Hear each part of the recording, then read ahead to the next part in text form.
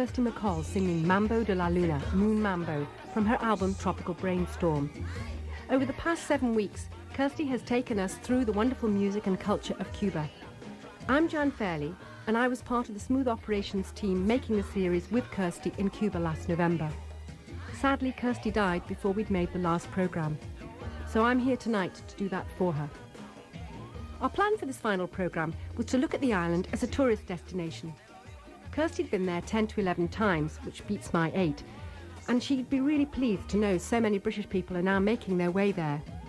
Tonight we'll be hearing the interview she did with longtime Cubaphile Simon Calder and the intrepid Kath Bateman, who organises language and salsa holidays to the beautiful city of Santiago de Cuba at the eastern end of the island. Kirsty loved all kinds of Cuban music, and she had a real soft spot for the old troubadour singers. So to get us in the mood, here's the late Nico Saquito, born way back in 1901, and one of Santiago de Cuba's major composers. He wrote over 500 songs. Here he is singing a playful song called Maria Cristina. It's about a man who teases that he might leave Maria Cristina, as he reckons he's henpecked. Maria Cristina me quiere gobernar, y yo le sigo la corriente, porque no quiero que diga la gente que Maria Cristina me quiere gobernar. Maria Cristina me quiere gobernar, y yo le sigo la corriente, porque no quiero que diga la gente que Maria Cristina me quiere gobernar, que vamos pa' la playa, allá voy, que coge la maleta, y la cojo, que tírate en la arena, y me tiro, que súbete en el puente, y me subo, que tírate en el agua, ¡en el agua! No, no, no, no, María Cristina, que no, que no, que no, que no. Ay, porque María Cristina me quiere gobernar, oye, ay, me quiere gobernar, anda, ay, me quiere gobernar.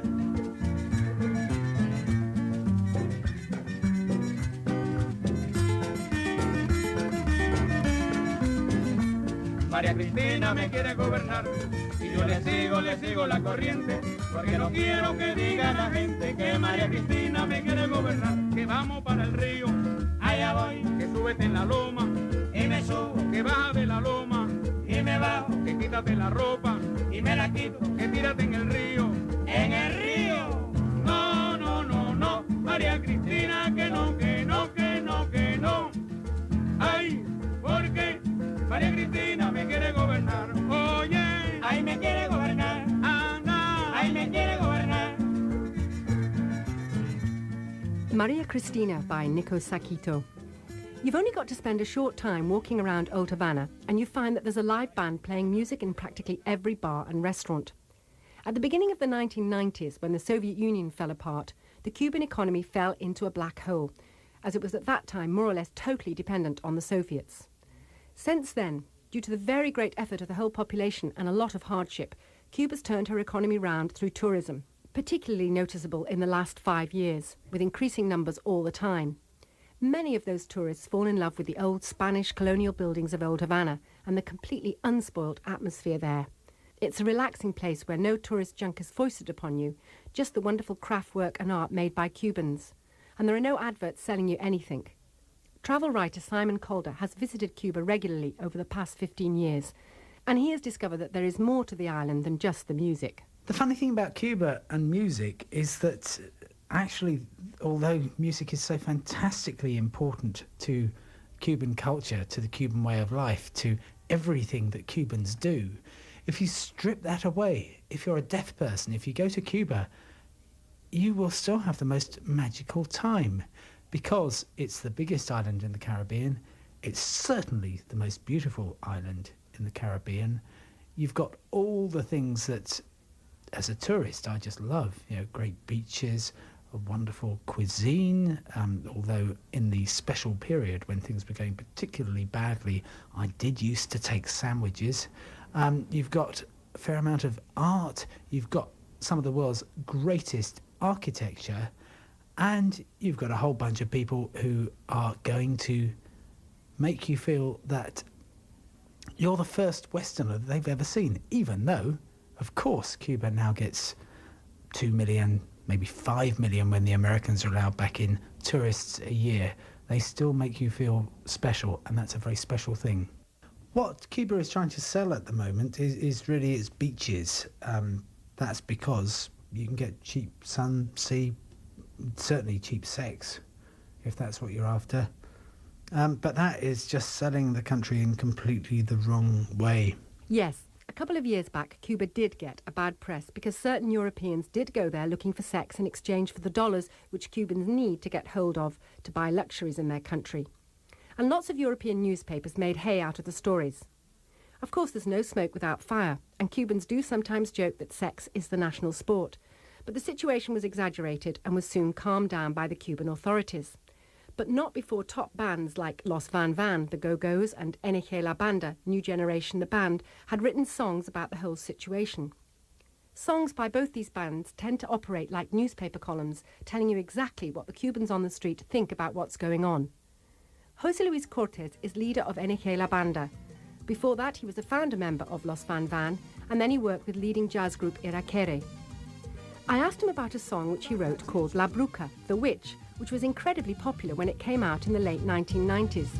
Salgo de la casa aburrido invitado a buscar tu silueta desesperado encuentro a mí mismo solo y cansado. La vida es un circo todo solo. The song deals not only with sex tourism, but the impact of that on relationships between Cubans themselves. Cubans often tend to talk about falling in love as being bewitched, and the song is called La Bruja, the Witch. It tells the story of a gorgeous Cuban girl who dumps her Cuban boyfriend for a foreigner with money. Cortés told me that he wrote the song from his own personal experience. Bueno, esta canción me costó mucho aclararla, ¿no? Una canción muy positiva. I had this girlfriend and she told me one day, look, I've met a Puerto Rican guy and he's offering me a house, a car and a lot more. And that's what I want as well as love. And that's a true story. That's what happened to me. And there's been that tendency here in recent years for Cubans of both sexes to succumb to interest in foreigners for the financial advantages they offer, which Cubans themselves cannot come up with.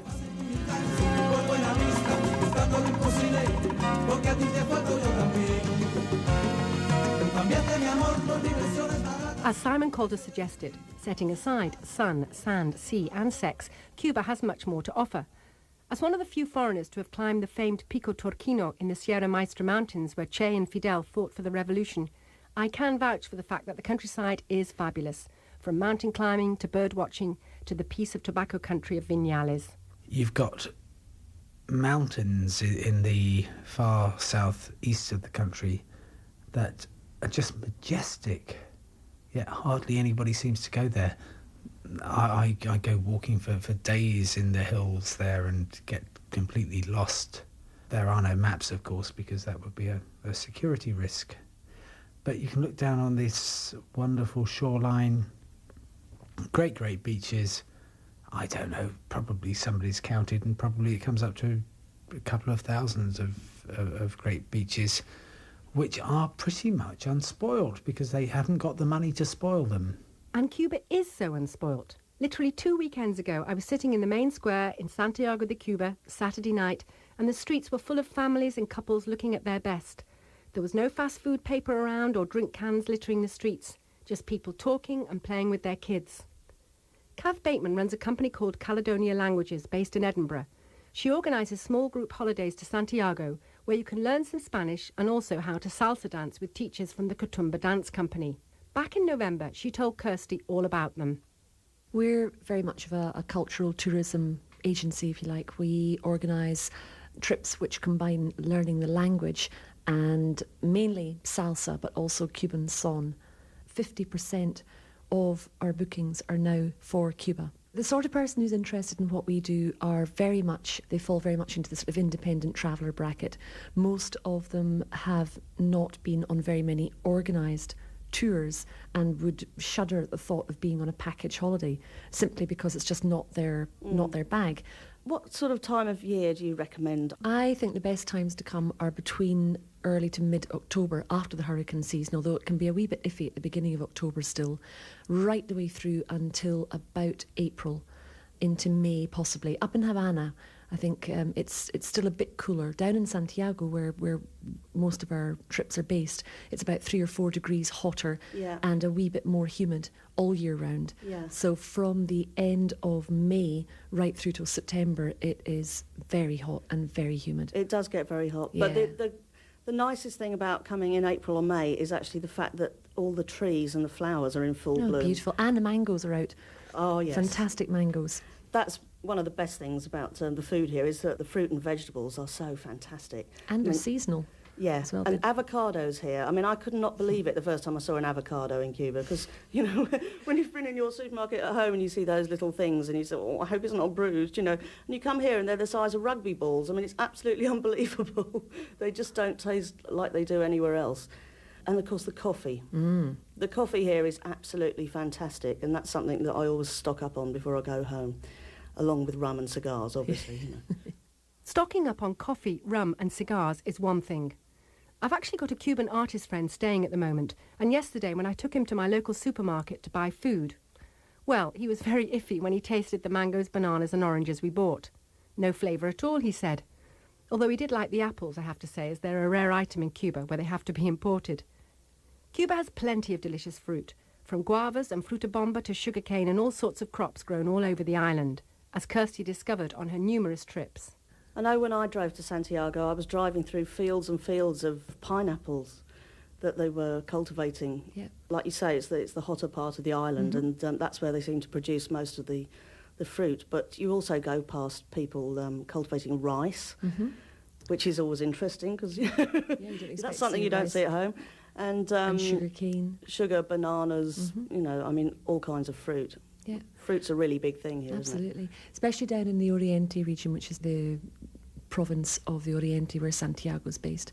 And that is the fruit centre of Cuba, particularly for citrus fruit. And the mangoes. Apparently they have over 60 varieties of mangoes, some of them as big as footballs. Wow. May is the time. May, June is the time for those, apparently. I love mangoes. Yeah.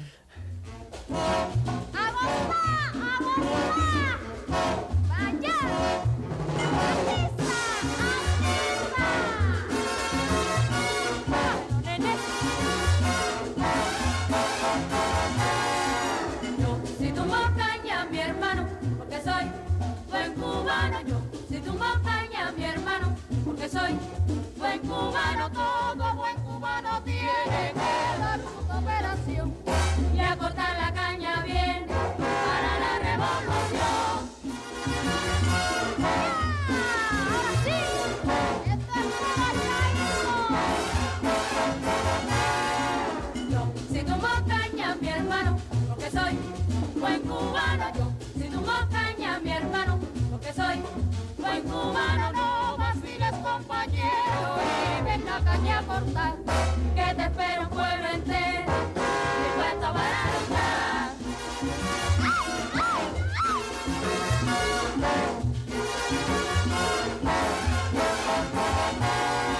Yo si tomo caña, mi hermano, porque soy buen cubano. Yo si tomo caña, mi hermano, porque soy buen cubano. Hoy mi Cuba yo contemplo llena de satisfacción, porque sigo el buen ejemplo de nuestra revolución.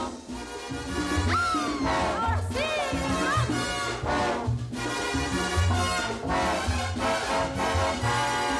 yo si tomo caña, mi hermano, porque soy buen cubano. Yo si tomo caña, mi hermano, porque soy buen cubano.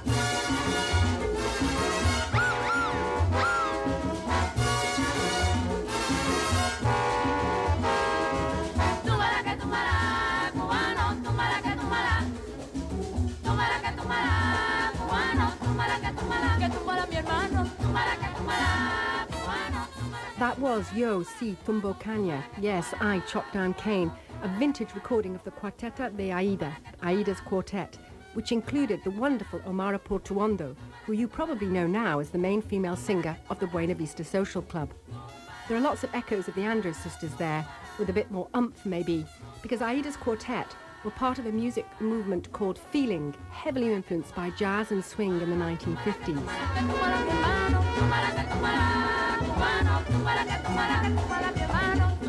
Simon told the jokes that he took sandwiches to Cuba with him during the special period in the early 90s when supplies from the Soviet Union dried up and tourists had to eat exclusively in hotels.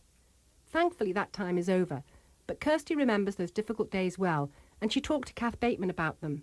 The food used to be pretty poor, really. I mean, it was, there wasn't a lot, and you didn't really feel like complaining because you knew that the Cubans had so much less than the tourists had anyway. The variety wasn't great, and it's very bland on the whole. It does seem to be getting a bit better now. I think there's definitely a wider choice and more variety for tourists when they're travelling. For example, it's no longer out of bounds, if you like, to go to local markets, and we always encourage people to do that, to exchange some money into pesos, Cuban pesos, and to go and experiment and go and have a look at what's available and try that fruit that they've never seen before. Because the Cubans are incredibly open and generous and friendly and want people who are here to make the most of their time and to experiment and to be involved and to participate. Yeah, they're very, very proud of their own culture, and they want to, they're very hospitable people, and they want you to enjoy their culture too. Yeah. One of the best ways to sort of try Cuban cuisine is in Casa Particular. It's actually somebody's house. It's like going into someone's front room, and there might be, the lady of the house will be cooking dinner, basically. Mm-hmm. They're usually a lot more reasonable than eating in the hotels, and they're a lot more fun, really, aren't they? A lot more fun and also a lot more authentic. Kirsty and I went to the Villa Babi, a paladar in uptown Vedado, owned by Babi. She worked closely with one of Cuba's most famous film directors, Tomas Gutierrez Alea. Indeed, she was married to him. Going into her front room with its lovely patio, the first thing that hit us was all the graffiti handwritten on the walls. Friendly message to Babi and to him from people who have come to eat there.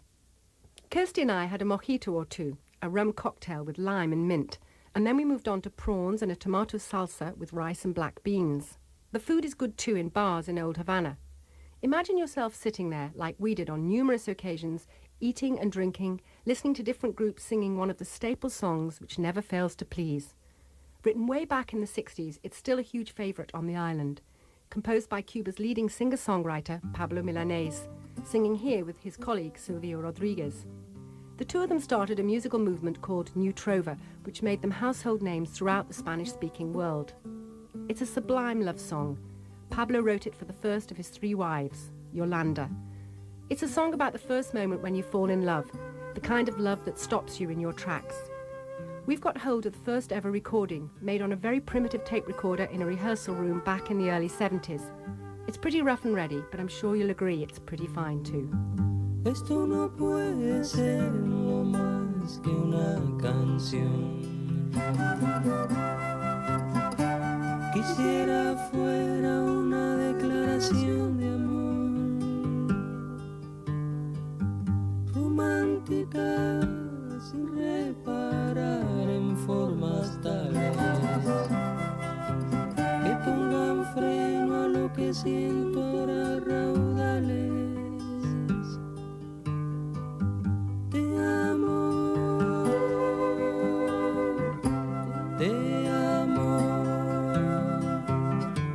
eternamente te amo.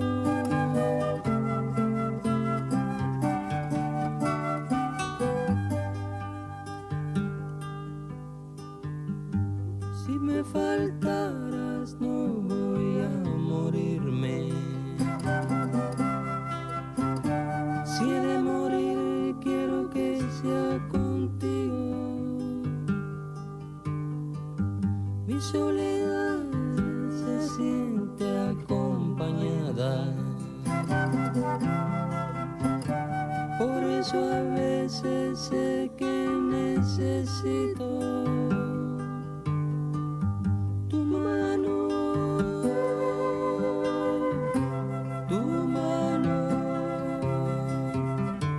eternamente tu mano. Yolanda, sung by Pablo Milanés. Romantic Old Havana is undoubtedly a great attraction. But Kirsty asked Kath Bateman what sort of a destination Cuba is for families. I think it's it's an ideal place to come with a family, but the majority of facilities for that type of holiday would be in resorts, and there's no shortage of those. It's a bit hard going for kids, isn't it, Havana? It's, as a city, it's, I brought mine a couple of times, but basically they found it much too hot. Exactly, yeah. So somewhere like Varadero or down at the resorts around Holguín or Calle Coco or any of the other island more developed areas where the infrastructure is set for that type of trip. I think a city-based holiday, like any city-based holiday, is more to do with the culture of the place and the nightlife as well. And in Cuba is all about what happens in the street and in the bars, and the interaction with people after it's dark. Yeah. I think a lot of the excitement and fun about it is somebody grabbing you for a dance at night, or an impromptu ballad at your table. Yeah. And that's not really going to appeal to many children. No. You've brought loads of people over here for holidays now. How have they actually got on? Have they, has the security been good? Have they felt happy about it when they go home? Yes, I think there's never any problem with personal security. I mean, you would not have any fear of being mugged or anything happening in terms of physical assault. But I think in common with other main places to visit, you have to be vigilant. You have to be careful about where you put your camera. Don't leave your bag on the floor. Bag snatchings are on the increase, and you just have to be careful. Well, it's like anywhere, isn't it? I mean, the thing is, there is a lot of poverty about, and if you leave something lying around, it'll get picked up. But I think it's a matter of common sense a lot of the time. Absolutely, but from personal security point of view, I've never, ever had anyone feel threatened, and I certainly have never had any bad feelings about being out and about. Indeed, I actually lost my bag in Old Havana 2 weeks ago. I have to say the police were great, and then it turned up a few hours later. A teacher had found it in the street and handed it in, and not one of my papers was missing. We hope you've really enjoyed this series, Kirsty MacColl's Cuba. We had huge fun with Kirsty putting it together, and I know she'd be really happy to know it's gone out, passing on her passion for the island and its music to you. The last thing we did before she left was to go uptown to Playa to talk to Enrique La Banda's José Luis Cortés. We went onto the roof of his small studios. There was a power cut, but we'd got plenty of batteries with us. Kirsty gave him her record, and he suggested they might do a song together at some point. That won't happen now, but when I saw him again 2 weeks ago and talked to him about Kirsty and told him about making this final programme for her, he gave me this brand new recording. He'd literally just composed and recorded it with the band. I like to think Kirsty would love it, as it's a spoof on the classic Mambo No. 5, and it's full of wacky musical humour, as well as a few choice Cuban jokes and asides. José Luis calls it Mambo Numero Zero. We started this programme with Kirsty's Mambo de la Luna, Mambo of the Moon, and we end it with Mambo Numero Zero. Here's to you, Kirsty girl, and that island you loved called Cuba. I'm Jan Fairley, and Kirsty MacColl's Cuba was produced by Smooth Operations.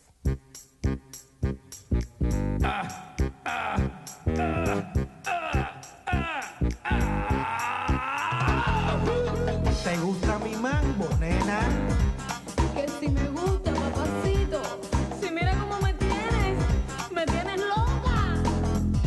Por casualidad, el mío no te gusta, mamacita. Abuelito, abuelo, no hay que exagerar. Don't worry, be happy. Este mambo está que baile papi. Mi mambo suena bien. Es el mambo del weekend. Everybody dance with me. Este mambo es para ti. For you. Don't worry, señorita. Mueve tu cinturita. Este es el mambo número cero.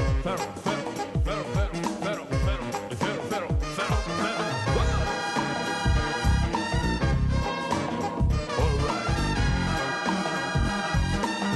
Okay.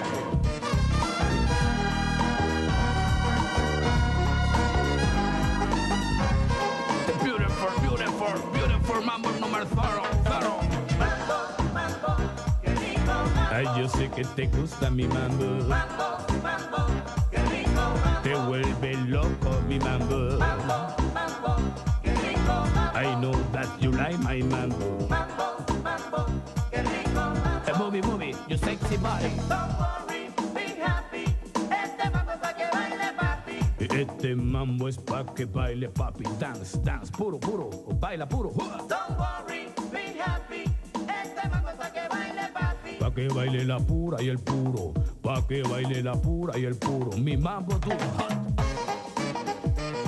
All right. Este es okay. Beautiful.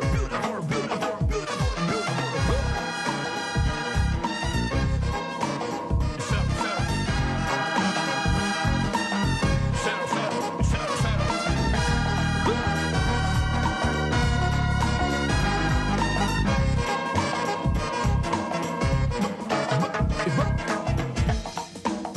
¿Cómo te gusta? ¿Cómo te gusta? ¿Cómo lo sientes? Ay, te feeling. Te pones sexy. Ay, te pones sexy. Te vuelves loca.